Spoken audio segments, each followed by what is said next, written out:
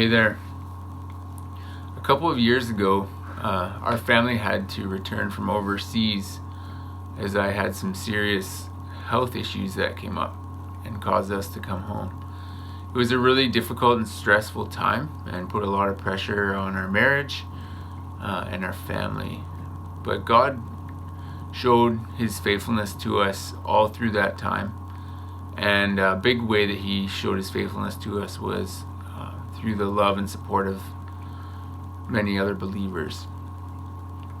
During that time, that season, I felt God stripped away one significant thing that I was placing my identity in, and that was mainly our work. Being stripped of this crutch that I put my identity in left me feeling kind of exposed. I was left with myself. And sometimes that's a scary place to be. However, God met me there and revealed His love to me in a new and real way.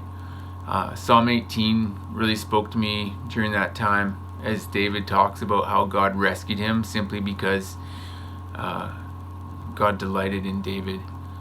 And David was far from perfect, but he had a genuinely repentant heart. Then other promises of how God uses hardship in our lives for our good really came alive. In Hebrews 12, we're told to view hardship as discipline, that God is using that to help us become more like Him because He loves us. And James 1 even tells us to rejoice whenever we face all kinds of difficulties, because those things are growing and maturing our faith. And then a really powerful passage at the end of Romans 8 talks about how nothing in this life, in the future, in all of creation, can remove us from the love of God in Christ Jesus.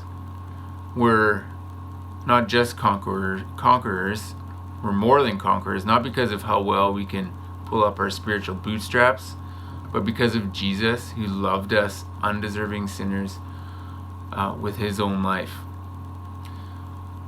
This current situation with COVID-19 has brought a lot of difficulties on a lot of people, and those difficulties are real, painful, and hard. However, we have a God who understands, who cares, who is bigger than anything we'll ever face in this life. Not only that, He's using hard things we face for His glory and for our joy and for our good. And we need each other to help keep our focus on Jesus.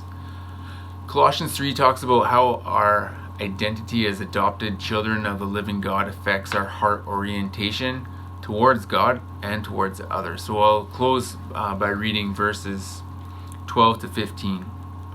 Therefore, as God's chosen people, holy and dearly loved, clothe yourselves with compassion, kindness, humility, gentleness, and patience. Bear with each other and forgive whatever grievances you may have against one another. Forgive as the Lord forgave you, and over all these virtues put on love, which binds them all together in perfect unity. Let the peace of Christ rule in your hearts, since as members of one body you are called to peace, and be thankful. God bless you.